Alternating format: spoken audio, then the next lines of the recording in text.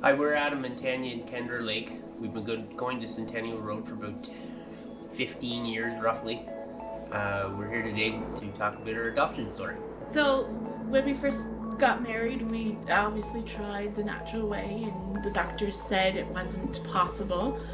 So I'd say about 7 years into our marriage is when we finally said, okay, let's look into adoption. And then we got looking into the cost, and private adoption was just too expensive.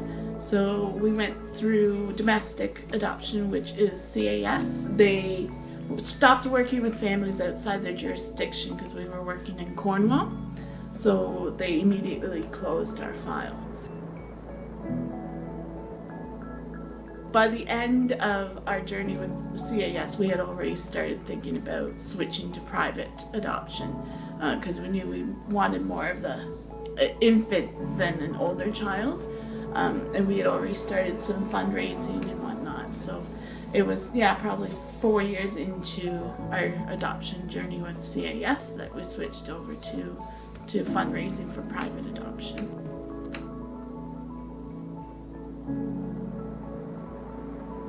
So no, I don't think it really caused any strains with us, but we're in the same boat. I think it actually made us grow closer together because it was either lean on us and God or it would affect us. So a lot of times infertility does break a relationship. So we had that discussion. We can't let it break us because we have to be able to accept the fact that if it's just going to be us, then are we okay with that? So we had to have that heart to heart, but we made the decision to focus on God and us. And then for me, when Cornwall closed our file, I lost all faith. I thought God had abandoned us. But then I finally realized God kind of gave me that slap on the back of my hand. That it wasn't him that had failed us. It was the system, and my faith was rooted in our circumstances, not in him. So when I finally said, okay, God, my faith has to be rooted in you, is when I finally said, okay, it's yours. We have no other way to do this, but it's God's. It's when Cornwall for me as well closed the door, it was very hard. But then I looked at when at that point as well we were starting to raise the money for private adoption, and our intake took off like crazy. Tripled our yearly intake for scrap cars and scrap metal in general. And I knew that God was opening up this door for us. So when we found out about her, it took about 2 weeks before we found out that we were chosen. And sorry, I'm gonna cry again. When we got that phone call, I couldn't breathe. I had to actually hold on to the counter to hold me up because I couldn't breathe. Adam was jumping up and down. Like, I'm surprised nothing fell off of the walls. And as soon as we hung up the phone, we praised God because it was him. Everything about her whole situation was God. We had to wait 2 weeks before we brought her home. Faith in God doesn't mean he's not going to answer you, but we have to have faith in his timing too. So we waited 16 years for her, and those 16 years are gone the instant we met her. So faith in God also means faith in his timing. Don't give up on dreams. Or prayers. Don't give up on prayers. Keep praying. If it's the Lord's will, as she is for us, He'll fulfill your dreams. He'll make the unbelievable true. He'll carry you through. The instant I first seen her picture, it was good. Everything was good. Everything was well. The wait was well worth it.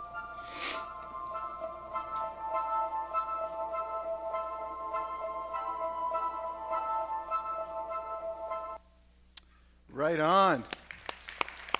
Isn't it amazing that we serve a God that still answers prayer and still works miracles? And we are so thankful and grateful that we have the opportunity to journey together with the Lake family, all three of them, Adam and Tanya, and even little Kendra, and the gift that she is. Welcome. If you're here in person or online, we're so glad that you're tuning in today.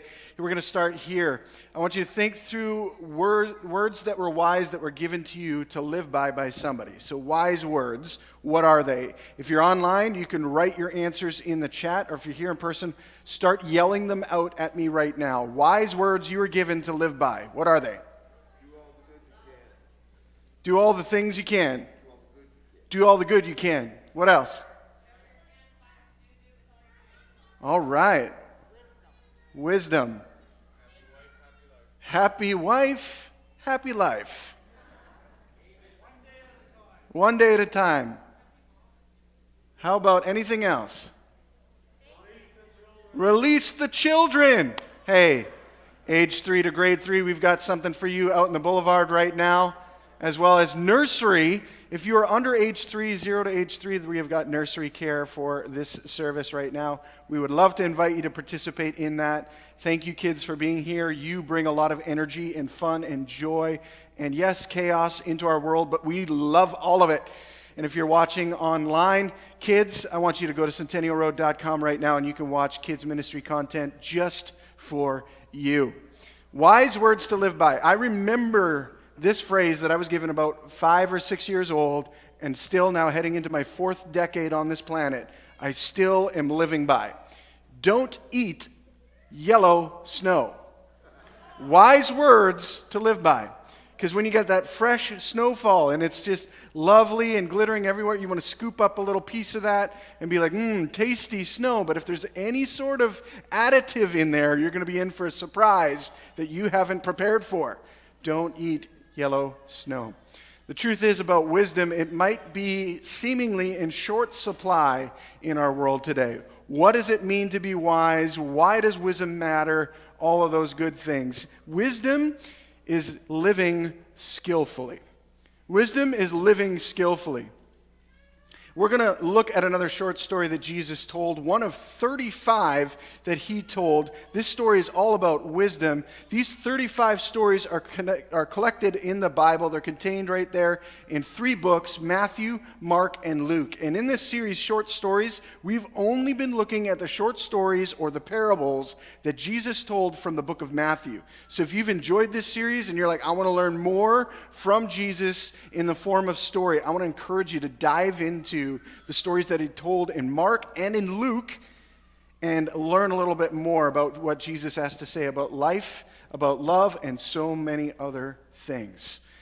We're going to be diving into this story, Matthew chapter 24. If you've got a Bible with you, I want to encourage you to turn there with me. I'll be reading in verse 42 all the way through verse 51, which is the conclusion of that chapter. But what's unique about this short story, unlike some of the others that we've studied thus far in our series, is this comes at the tail end of a longer conversation that he's having with his closest friends and confidants called the disciples.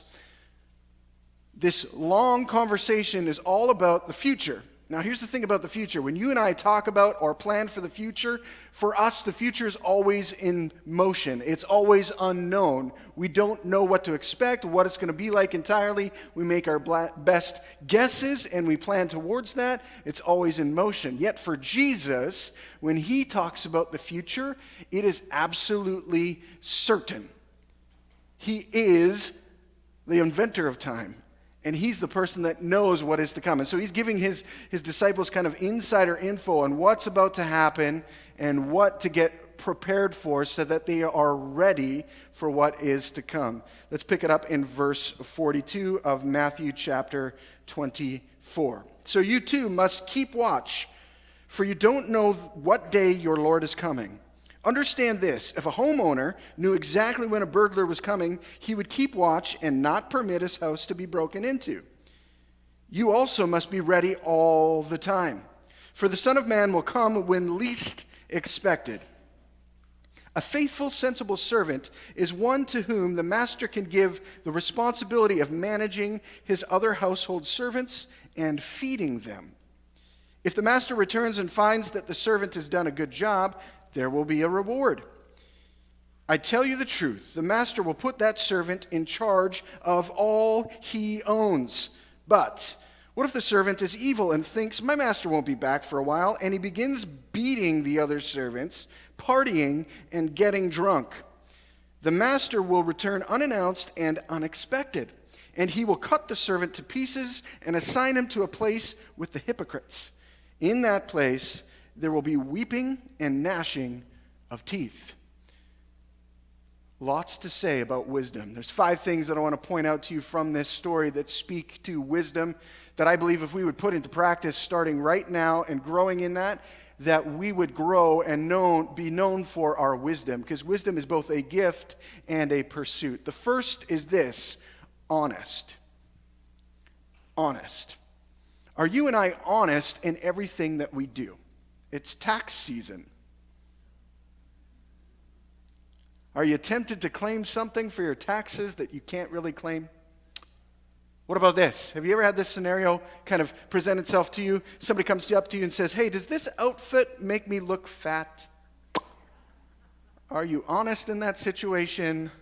Do you run from that situation? You should run from that situation. Are you honest in all of your exchanges? Now, here's the thing. In this story, we get 100% transparency and honesty from Jesus. He leaves nothing to your imagination. He tells you exactly what is to happen at the end of our world. He says, there's going to be this faithful servant, there's going to be this wicked servant. You're either going to be one of those two. God's either going to find you faithful or he's going to find you less than faithful. There's no in between. There's no misconceptions. It's straight up honest and real. It made me think, how many times in my life do I stray away from honesty for the sake of relationship? I don't want to be honest because I don't want that relationship to be hindered in any way. I don't want it to be threatened in any way. I don't want to lose it, so I can't be honest. I can't tell people what I really think. Now, the thing about honesty is we can either tell somebody the truth for their betterment, or we can keep putting up the facade that we live in, the less than awesome, the less than normal. The strongest relationships are the ones that are able to handle truth spoken into them in love, because they recognize that the truth being spoken is from a place of love, not a place of condemnation or frustration. Jesus was wanting his friends to know, are you ready? Because this is what's going to look like. Are you ready? Are you ready for what's about to happen? If we want to be wise, we have to be honest with ourselves and with those around us in a skillful way, because that's wise.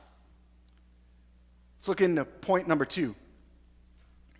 Point number 2 is trustworthy. Trustworthy. Now, trustworthy is a big, fancy word. What does that mean? Well, let's kind of narrow it down for us. It's all about protection and provision. Protection and provision. In this story, Jesus talks about these 2 servants, and they're given the same responsibility to protect the servants, the other household servants, and provide for them. One does that, one doesn't. One, therefore, is trustworthy, the other is not. A couple of weeks ago, I was cruising around on social media, and on Instagram, I saw this little fun video of this young toddler girl and her dad. And this girl was stuck in a bumbo. If you don't know what a bumbo is, it's a seat especially made for chubby children. You put them in there with their legs and they can't get out. It's a wonderful thing. We used it to great perfection in our household when our kids were younger. You can put them in there and they stay put. It's beautiful. Anyway, her dad gave her a hash brown from McDonald's with these following instructions. And she was 2, maybe 3 at most. If you don't eat this until I come back, I'll give you 100. Now, what was amazing about this video is toddlers don't have the ability to have an inner dialogue when they don't use their mouth. Their inner dialogue is their outer dialogue.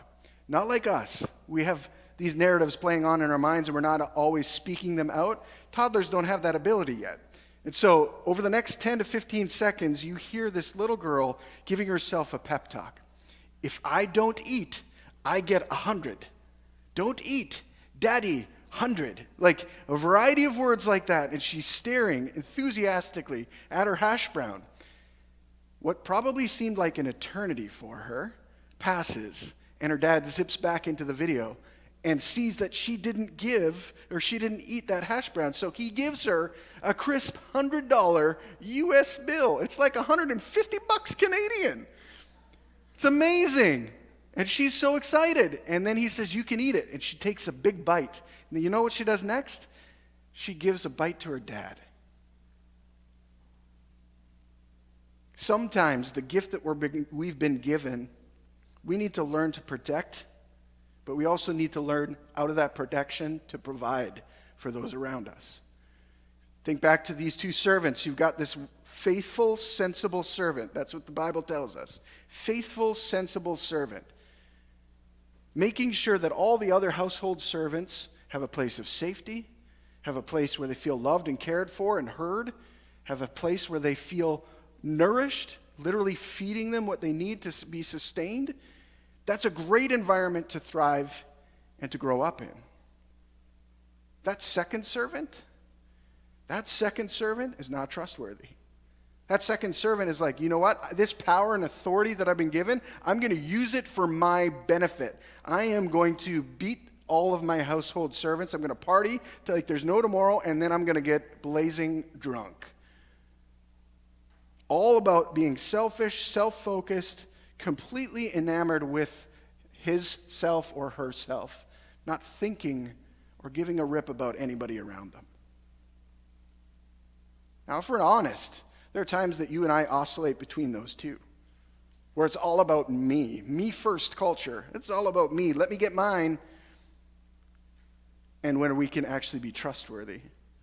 But if we want to be wise, we have to be trustworthy. Because only fools live for themselves. Point number 3, diligent. Diligent. I had the awesome privilege as a high school kid to go on a missions experience with myself and my peers. And my dad was invited to be one of our adult leaders for 2 reasons. Number 1, he was willing to put himself into a 15-passenger van with a bunch of teenagers heading across the country. So he was a little bit crazy. And number 2, he was masterful and still is at doing anything construction related. He's a millwright by trade. This guy can invent stuff. He can create stuff out of thin air, so to speak. We are night and day different, he and I. I'm really good at breaking things. My dad is really good at fixing things. It's a wonderful mixture. And I remember this great experience for so many reasons. But that first day we rolled up onto the job site doing some light construction. My dad pulled us aside, and being a man of few words, he said this. He said, I want you to be diligent in your work today. One of my buddies was like, Mr. Frizzell, what does diligent mean? And my dad elaborated. He said this, work on whatever you're doing as if it were yours. Work on whatever you're doing as if it were yours, whether that's painting, fence repair, cleaning. Work on whatever you are doing as if it were yours. Be diligent. See, being diligent and its connection to wisdom is all about the quality of what we invest ourselves in. You and I have the same gift, believe it or not. It's called the gift of life. Are we putting in the quality to our lives that our gift demands? Are we investing our best? Are we working for it as if it were ours? Because the truth is about this thing called life, it's actually not ours. It's God's. It's God's gift to us. We are a steward of this gift. We are a servant to what God wants to happen in our world around us, not in a controlling, fabricated way. He lovingly invites us to use this gift however we want to do. Are we putting it to its best use? Are we investing our lives wisely? Point number 4, reliable. Reliable. You might be thinking, well, reliable sounds a lot like diligent, sounds a lot like trustworthy. Isn't it just the same thing? The point about being reliable that I want to focus on and emphasize is follow through.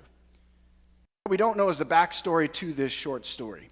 We don't know if the master of these two servants gave them the same set of instructions. We can assume and presume that he did because they were evaluated by the same standard.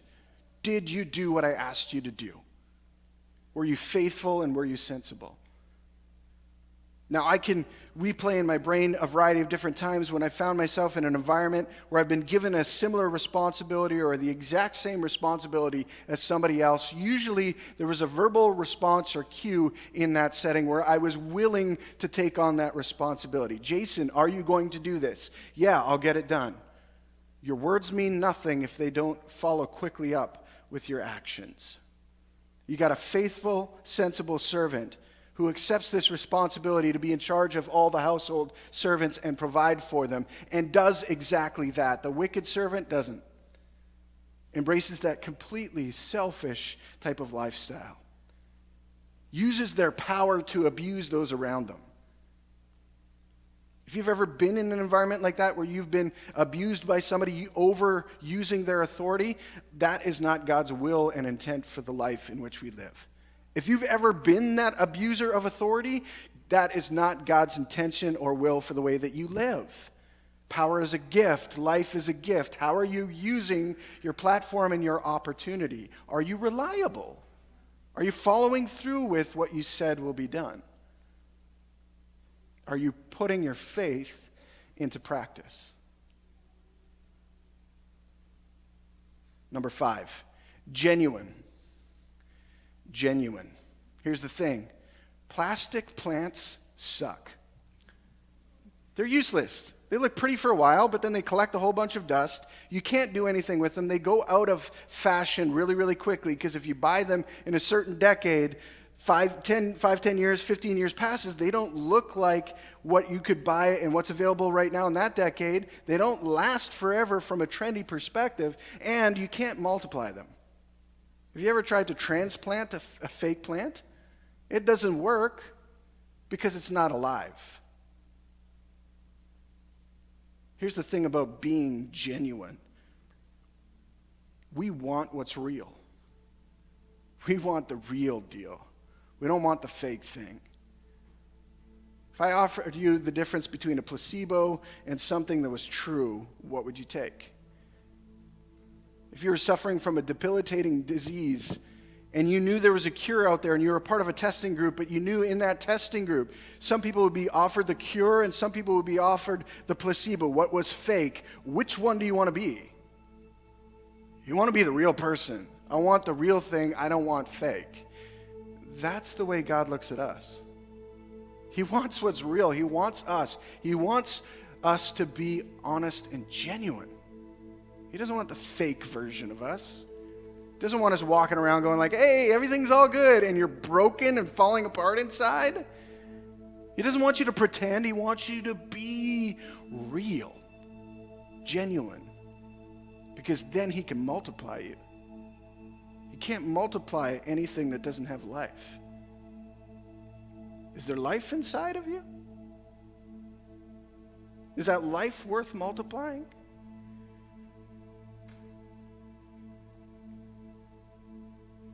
If it's true that wisdom in our world is in short supply, the cool opportunity is you and I get to change that narrative by the way we choose to live, skillfully along the way. We can choose to be honest and trustworthy and diligent and reliable and genuine to the best of our ability. And if I'm being fully transparent with you, I probably in this last week did about 5 minutes of that on my own. Because when I try and do that kind of life on my own, I fail and I fail and I fail and I fail because I don't have it in me outside of the power of Jesus. Because here's the cool thing. When Jesus is working in us, through us, and around us, oh, that's when things take shape.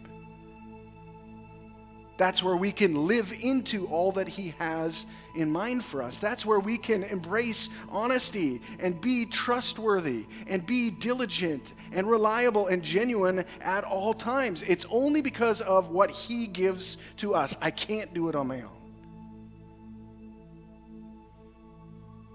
I can't do it on my own. These words to the wise, they come from Jesus, who is the giver of life. You want to be wise? Be connected with Jesus. And let him grow in you honesty and trustworthiness and diligence and reliability and the real deal, something that's genuine. Because when he does, that's when our world will change. That's when you will change. And we all will benefit from that God-initiated, God-immersed change. So my question to you is similar to the question that Jesus asked his friends in and through this short story. It's, are you ready? Are you ready for what God wants to do? Are you ready?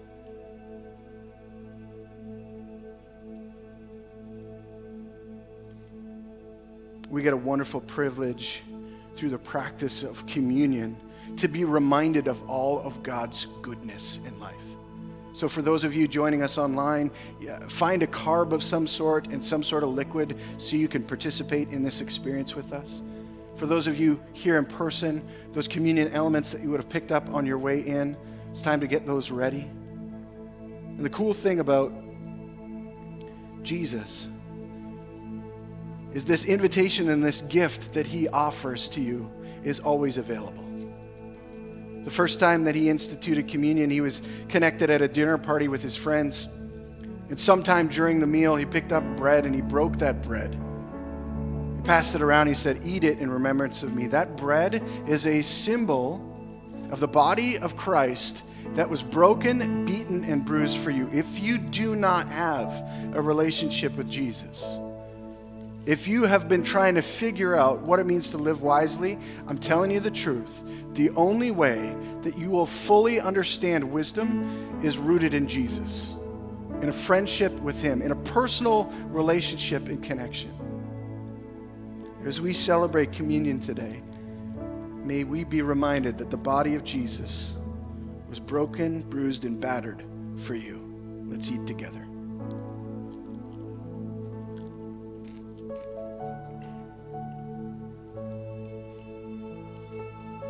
During that same meal, a little while later, he took a cup of wine, passed it out, and he talked about the new covenant that was going to be written in his blood. He told his friends to drink in remembrance of him. It's because of the willingness of Jesus to offer his life up for you and I that we have an opportunity to even pursue wisdom. It's a gift that he's given. So as we drink today, may we be reminded that the blood shed by Christ for you and I grants us life. Let's receive and remember today.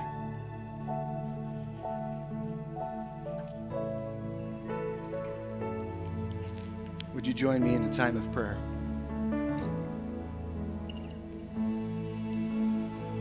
Father, I'm so grateful that we have the opportunity to call you Dad. God, and I recognize that that's a loaded word for so many of us because for some of us, our earthly dad might have used his authority incorrectly.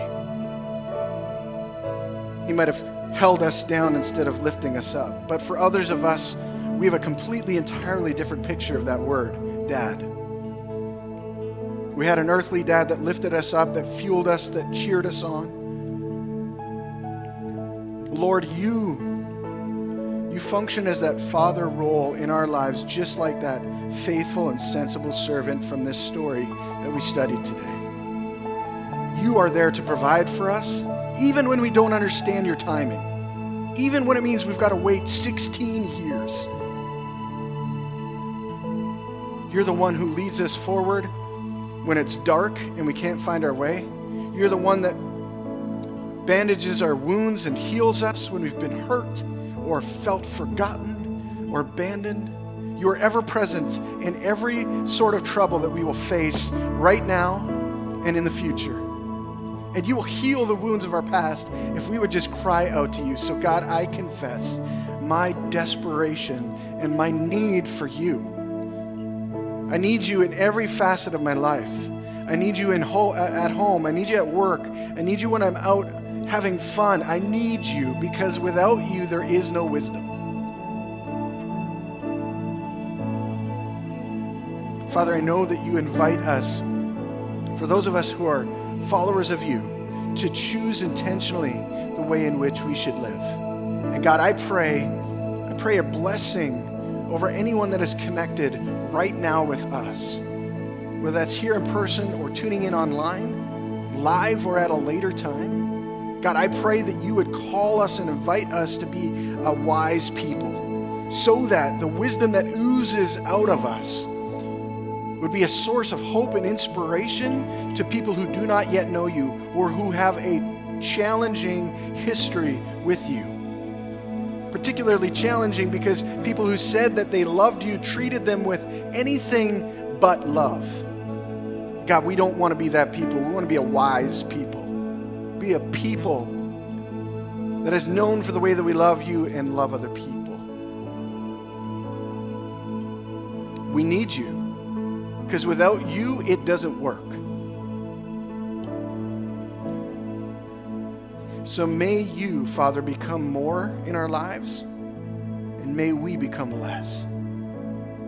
May you become more and more and more and more, so that your name, which is powerful, which is rich, which has the ability to save, would be the name that is known in our region, in our country, and in our world.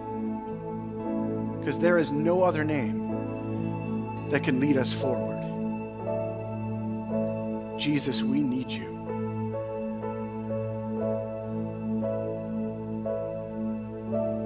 May you bless us and protect us. May you make your face shine upon us, be gracious to us. May you turn your face towards us and give us your peace. We want to be wise. Pray this in your name.